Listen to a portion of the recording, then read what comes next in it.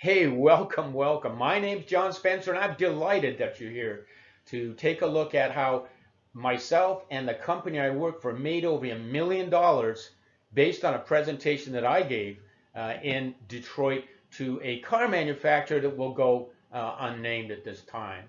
And the whole story started when a colleague of mine was sitting in the office next to mine in Philadelphia, knocked on my door and said, John, is there anything that you've done in your past that maybe is related to improving the relationships with clients or customers? And I said, yeah, I've done a few things. Why?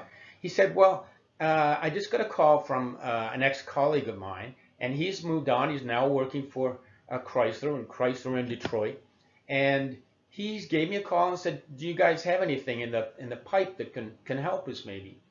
And this company I work for did not, but I had done some. I said, sure, let's go talk to them.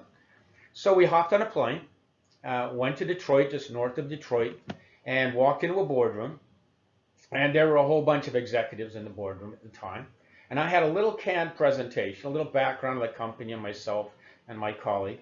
And when I walked in there, the senior vice president said, hey, John, I hope you're not going to entertain us with just a bake-off. Now, I had never heard of a bake-off term before. And he said, well, by a bake-off, it's like we've had IBM in here, we've had Oracle in here, we've had Microsoft in here. And all they've done is talked about features and functions. And Microsoft said, yes, we can do that. And IBM said, we can do that, et cetera, et cetera.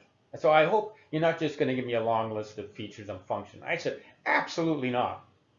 And the back half of my presentation, by the way, guess what it was? It was features and functions. But they didn't know how many slides I had in the whole deck. So I took them through an introduction to the company and a bit of the background of the company. And then I opened it up to a conversation. And I said, what I'd like to do is find out a little bit more about what you're trying to accomplish, what your goals and aspirations are. And then we'll see if we've got a fit. And so we opened up to a dialogue with the senior VP and his colleagues, and we just had a little back and forth. And that back and forth went on for over an hour. And I never did show them the back end of my deck. And at the end of the hour, after exchanging a few ideas and some of the things related to what they were aspiring to, I said, look, why don't I go away, take the input that you've given me, because I think some of the ideas are fantastic and we can do something for you. And I'll come back in 2 weeks and make a presentation and see if we can move forward with this. And they agreed. And that was fantastic. So my buddy and I hopped on a plane, went back to Philly, put together a presentation, came back 2 weeks later, and started off with $1 million deal. And to do that, we had some fundamental things that we put into place that I'd like to share with you right now, because these are the kind of ideas. It has nothing to do with car manufacturing. I knew nothing about car manufacturing, but I brought into play some of the ideas and strategies that I'd used in the past in previous presentations that help the cause. First of all, I think there are 3 key lessons or takeaways that you can take away from this story. First of all is be flexible, be adaptable.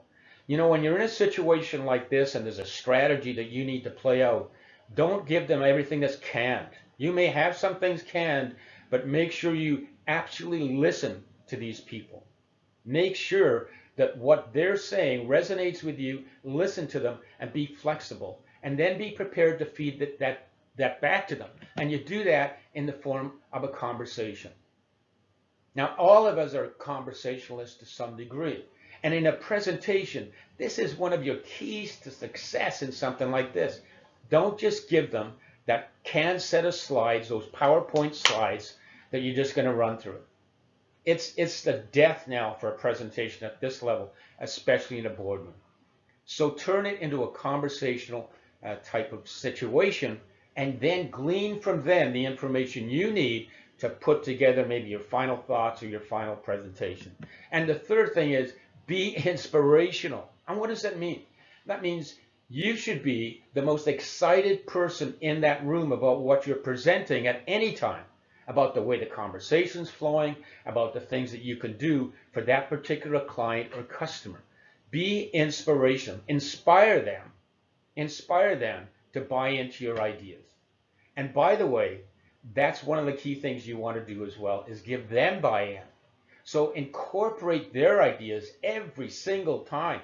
Even if it's something you don't think they need, give them what they want. That's a lesson I had some shared with me many, many years ago. Oh, they need this. Yeah, but they want this. So try and figure out how to give them what they want, and you'll be a winner every time. So we came back in that 2 weeks. We presented our ideas to them. We incorporated their ideas so we could get buy-in. We took that solution around the world. We started off in Brazil, Mexico City, Argentina, took it over to Europe, etc., etc. And it all started with that one single presentation that was made where I was flexible, I was conversational, and I was inspirational. And if you try those things, if you try those things that are appropriate for your presentation that you're giving and you want to influence others, those are some key ideas that hopefully will lead to your success. By the way, if you want to look at some more ideas that may lead to your success, if you check out in the link below, you'll be able to find some on an online course I have that shares other ideas with you and other insights that I've gained along the way. In the meantime, thank you so much for allowing me to share these ideas with you. I wish you nothing but the best in your future presentations. And as they say, break a leg.